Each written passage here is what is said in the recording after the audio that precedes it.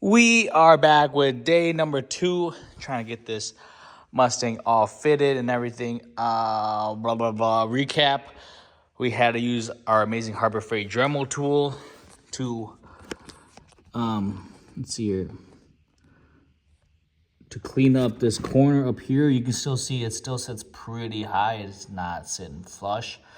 That's a problem, but not the end of the world. But we finally got the hood to close on that side. So instead of bolting up the fender and then trying to Dremel it with that on, I decided to take the time and Dremel it out right now. So basically what I've done is clean it up right here and a little bit right in here. And praying that this is enough material taken out that it won't have this problem on the driver's side. It looks like it's gonna fit a lot better. This already looks like it's down. And, oh, hey, look. It literally sits on the bracket just fine. Bam! That's all together. We're not taking that ever off again. Time to adjust this. This might be, see, this is a problem that I had on the other side. It was so far in, and we had to like really push this out, which I don't know how we're going to do. What the frick is that? So I know a lot of you max effort NA gutted guys, throwing all these away, but this might be the answer to pushing out that fender a little more. You know what I'm saying? All right, so back to another update here. This fender is way like inside. It's probably about 1/4 of an inch more inside than the door. Cannot open the door. I mean, the gap down here, it's pretty good. Body line, and then it just sucks right in right after here. So that really sucks. But over here, like, it's pretty darn good.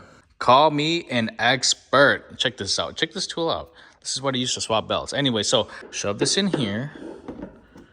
And boom. I'm going to push this out as far as I can. Keep as much pressure as I can. And then we're going to tighten down those 2 bolts down there. Will it work? I have no idea. But this is definitely worth a shot. Okay, 20 more minutes later, we did the secret technique here with my wonderful breaker bar. This is a great technique.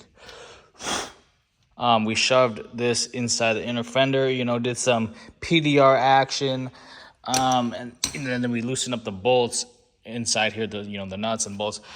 So we pulled the fender out, tightened it down with all my strength. And check this out. We finally, no touchy touch. I mean, it's so close. I mean, we're talking millimeters, but hopefully, I mean, that's good. Yeah.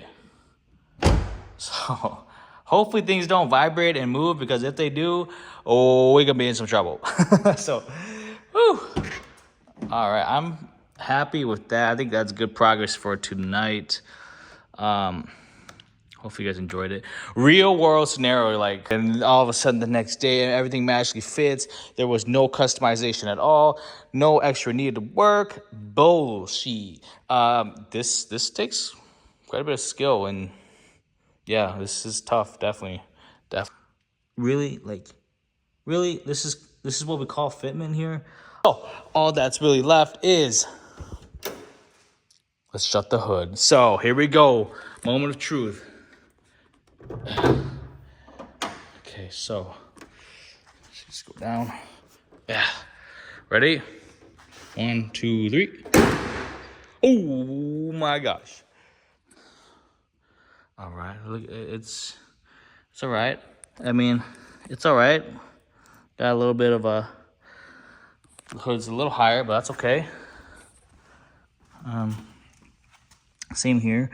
Not too bad, not too shabby. I think we could use a little bit of adjustment to bring that up. But moving down here, hood spacing, how the hood and the fender spacing goes, fairly okay, acceptable. This is a little more acceptable. It's kind of a gap, but hey.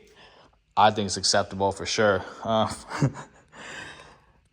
Door looks fairly nice. Door does open. Oh my God, that looks so sick. Door does open and no touchy. I know this is a painstaking video, and for those that are still watching, thank you so much for following my journey here. Thank you. Hey, Harbor Freight, thank you so much. This tool saved me for sure. You're definitely gonna need one of these for fiberglass and possibly carbon fiber. But that's gonna do it for day number 2, part 2 of installing these GTD style fenders from Muscle AutoZone. We have one more part left, installing the new front bumper. Anyways, peace out.